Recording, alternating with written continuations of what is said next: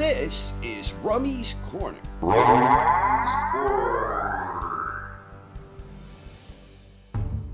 Larry Holmes is the featured boxer in this edition of the Top 5 Notable Wins series. The Easton Assassin is universally recognized as one of the greatest heavyweights of all time. So let's go through a quick chronology of what I consider to be the top 5 notable wins during the long and illustrious career of the great Larry Holmes. On June 9th, 1978, at Caesars Palace in Las Vegas, Nevada, reigning WBC heavyweight champion Ken Norton put his title on the line against undefeated contender Larry Holmes. Norton and Holmes came out for the opening round quickly but cautiously. Holmes was looking to establish his jab, and Norton was doing a lot of bobbing and weaving and looking to get into range. Norton was doing his best to create a moving target and sometimes launching forward with an attack, but Holmes' jab was controlling the action. As the round was drawing near a close, the two boxers had some intense exchanges as they were firing back and forth and showcasing impressive quickness. Over the next several rounds, a basic pattern emerged where Holmes was generally dictating the rhythm behind a snappy jab. Norton was having difficulty coping with the challenger's hand speed, and Holmes was sometimes opening up more with some short, fast combinations. Norton was landing some nice isolated shots, but Holmes was taking them well, and Larry was usually more active and more efficient on offense. Norton was doing a better job when he chose to fight, but most of the action was taking place at Larry's preferred range. Holmes began firing off more right hands as things progressed, and Norton remained focused and determined. Some fireworks erupted with a heated exchange. Sensing that the champion was now on to his earlier tactics, Holmes started changing things up a bit, and he started bouncing around and utilizing more ring space. Holmes was using movement and firing off his jab from outside, which seemed to neutralize Norton whenever he did this.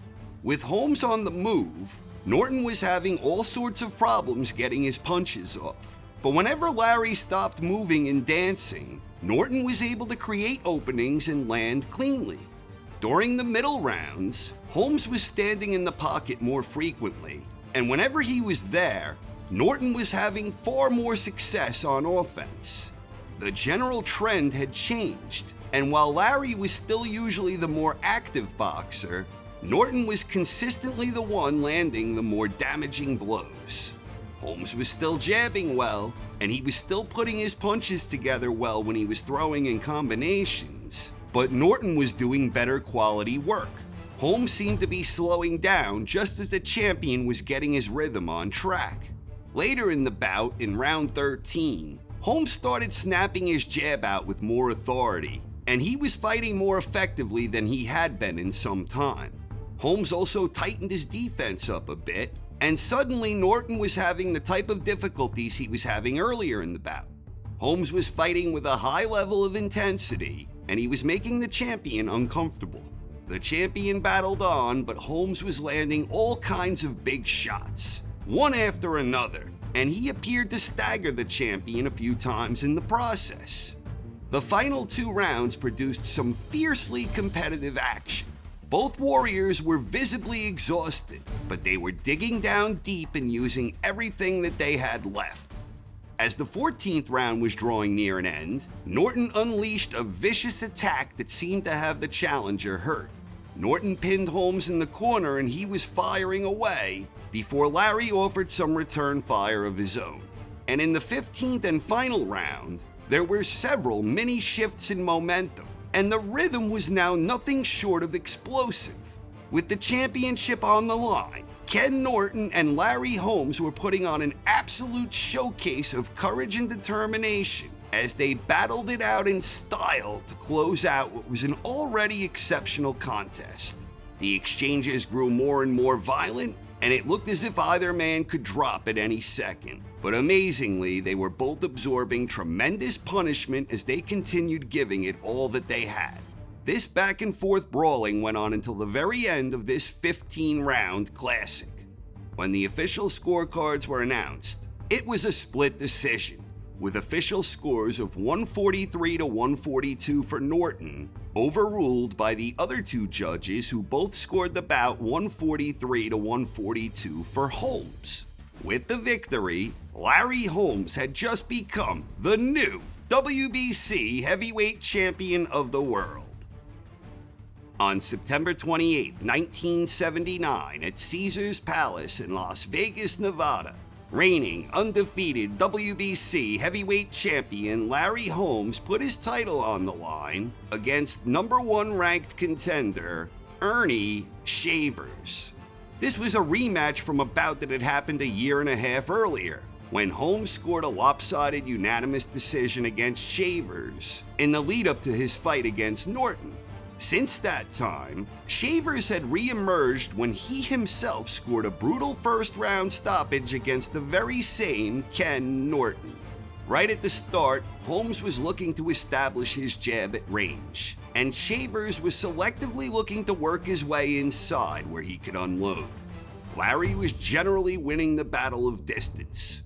Holmes was using his jab effectively, and whenever Shavers found the angles to let his hands go, Holmes was usually deflecting and dodging incoming fire and dancing his way out of harm's way. Shavers snuck in some well-placed thunder shots here and there, but for the most part, Ernie was having difficulty creating openings. And when he was creating openings, it was usually from unfavorable angles. The Eastern Assassin was generally controlling matters with his stellar jab, but Shavers was being effective in making Larry look uncomfortable in spots. Through the first 6 rounds of action, it looked as if Holmes might well be on his way to another big win on points. The pattern was eerily similar to their first encounter, and Holmes soon began mixing in some sneaky lead rights.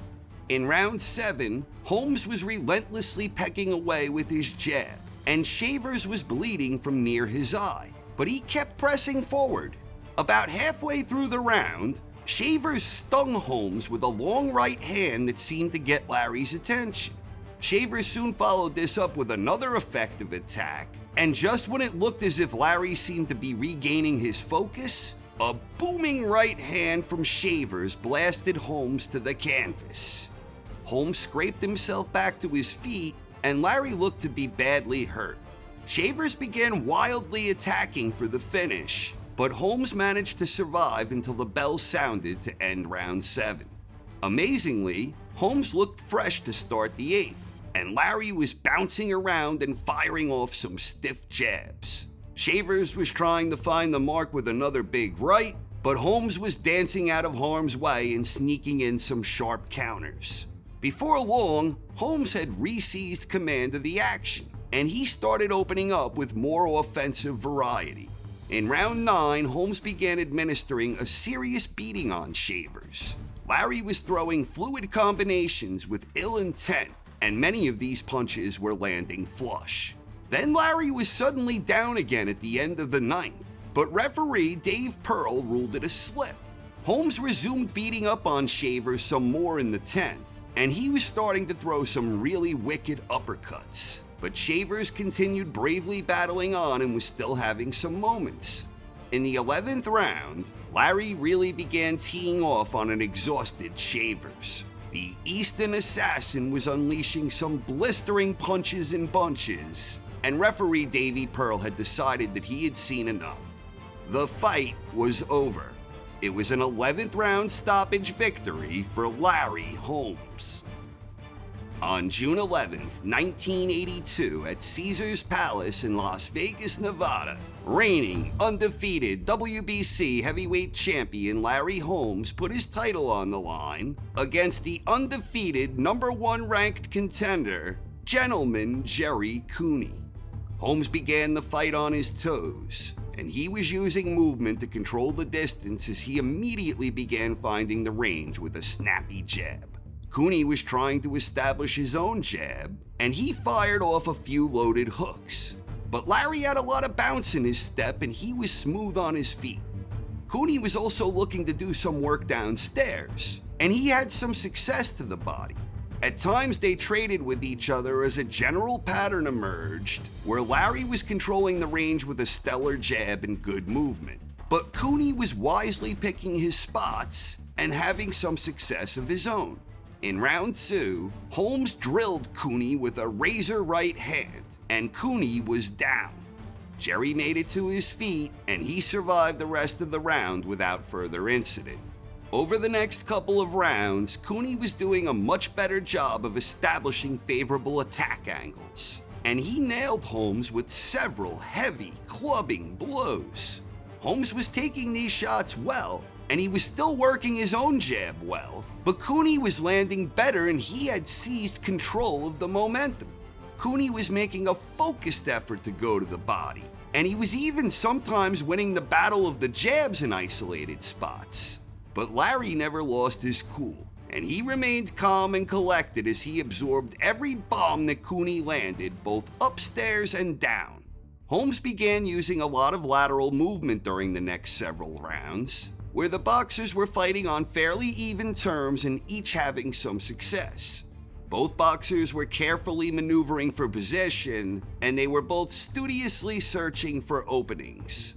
It was a very tactical engagement that had a lot of short bursts of action. Holmes was still generally winning the battle of the jabs, but Cooney was still frequently using his own jab with great effect. Cooney also continued landing some taxing blows to the body, and Larry was ripping off some short, fast combinations in addition to some well-placed chopping right hands. There were several heated exchanges that saw Holmes and Cooney both standing their ground and firing away in the firestorm of intense battle.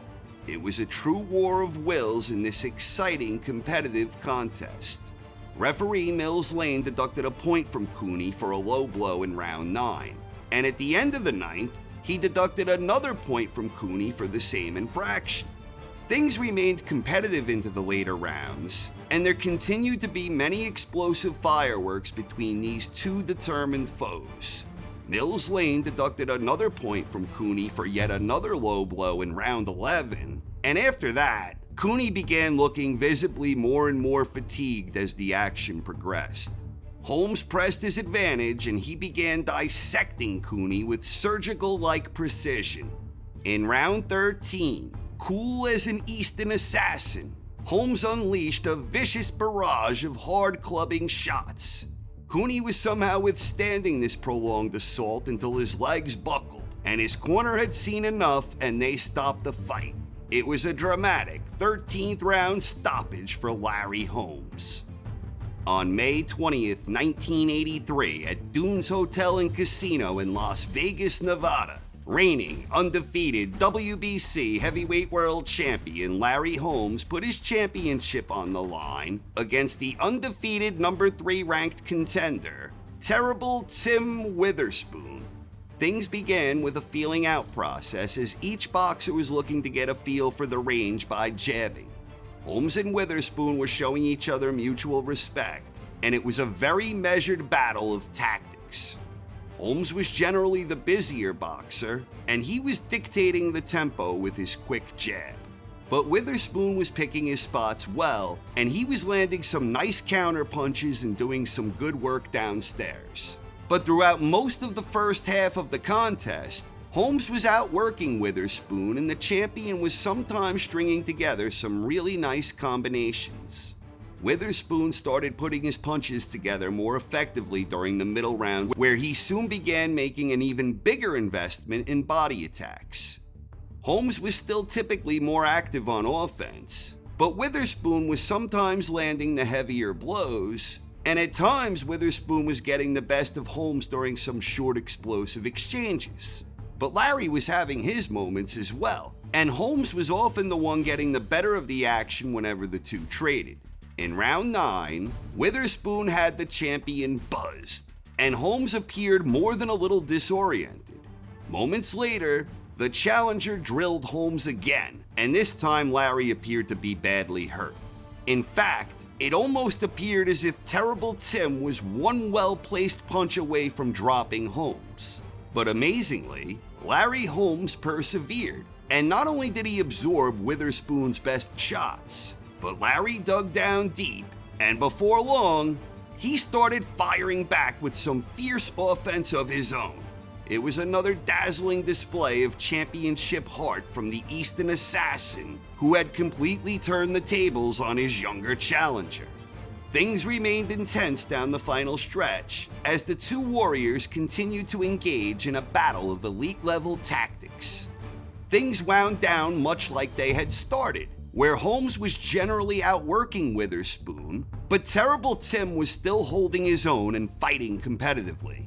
It was a tremendous effort from both boxers, and at the end of 12 rounds of action, it was a split decision, with one judge scoring the bout 115 to 114 for Witherspoon, overruled by the other two judges who both scored it for Holmes, 118 to 111 and 115 to 113.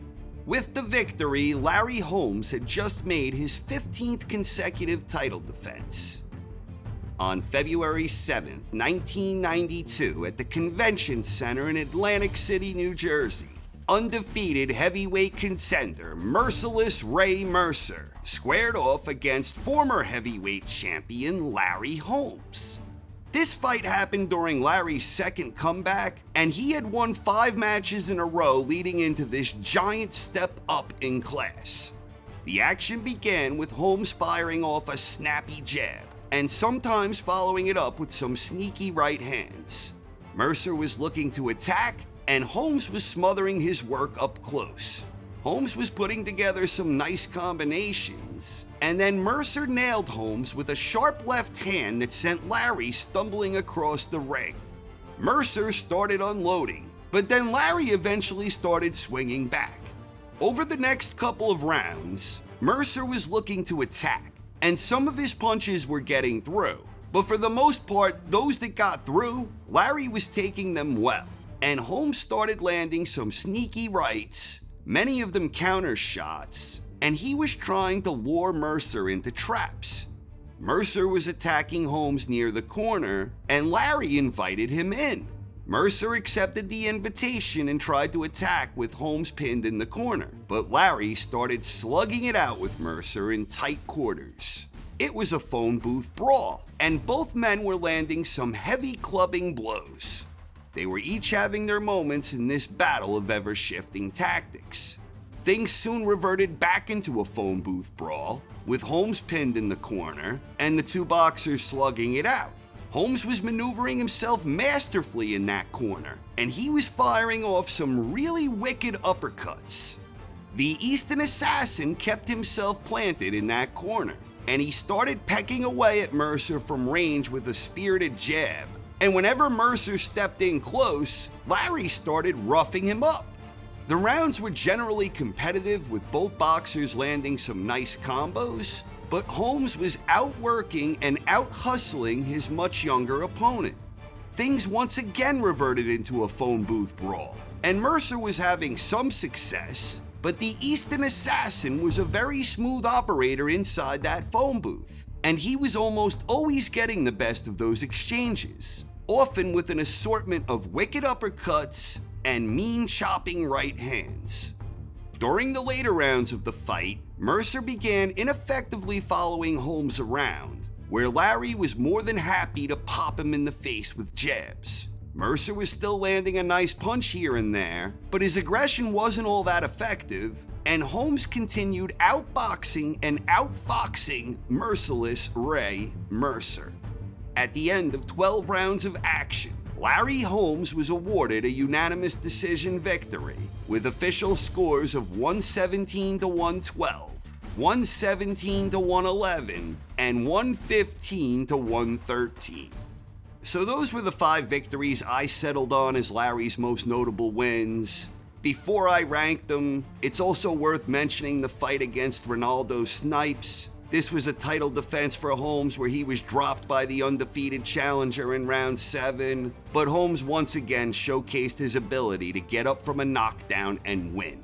Holmes would ultimately go on to score an 11th round stoppage in that one against Snipes, And then we have the Muhammad Ali situation. You could probably make the case that Ali was Larry's most notable victory, and I think it's definitely one of his most notable, if for no other reason than name. But for me, I'd rank that one outside the top 5. When Joe Louis lost to Rocky Marciano, when Mike Tyson lost against Lennox Lewis, and when Larry Holmes himself lost against Mike Tyson, I think those guys were still formidable elite-level talents at those times. Joe Louis was past his best, but still formidable. Mike Tyson was past his best, but still formidable. Larry Holmes was past his best, but still formidable. I don't think Muhammad Ali was a formidable elite-level opponent when Holmes beat him. But that wasn't Larry's fault. Holmes did what he had to do, and he did everything he was supposed to do. And the shame in all of this is, I think Larry may well have been near or at his absolute prime right around that time. This is a notable victory for Larry in the sense that it established him as the true successor to Ali. And you could definitely make a case that it's top 5, but that's a tough sell for me, even with the name. So for my top 5, based on the fights that I did select, number 1 for me is the Ken Norton victory. An epic 15-round tactical war that saw the Eastern Assassin first capture the heavyweight championship. This was a split decision victory in a very competitive fight, but I actually scored that fight wider in Holmes' favor than the official judges did. Number 2, I would say, is the Cooney fight. This is one of those fights where I don't think Larry gets the credit he deserves. Cooney was legit. He was the number 1 ranked contender, and he was a talented boxer who put forth an incredibly spirited effort against the champion. Number 3, I'm going to say the fight against merciless Ray Mercer. The way the 42-year-old Larry Holmes outclassed and outsmarted the 30-year-old undefeated contender, this was a brilliant display from the master craftsman. A fine performance from the Eastern Assassin in that one. Number 4 for me is the victory against terrible Tim Witherspoon. That was another one that was officially a split decision. And again, I personally scored the fight for Holmes wider than the official judges had it. I know some people consider this one somewhat controversial, but I don't see it that way at all. I thought it was a workmanlike performance from Holmes against a future heavyweight champion. And number 5, I'm going with the Shavers rematch. Getting up from a punch like that against a monster puncher like Shavers? That's the stuff of boxing legend, and it was a tremendous display of championship heart and determination from Holmes. So what do you think were the top 5 notable wins for the Eastern Assassin? Please share your thoughts in the comments section. Thanks for watching, everyone. Hope you enjoyed, and have a great night.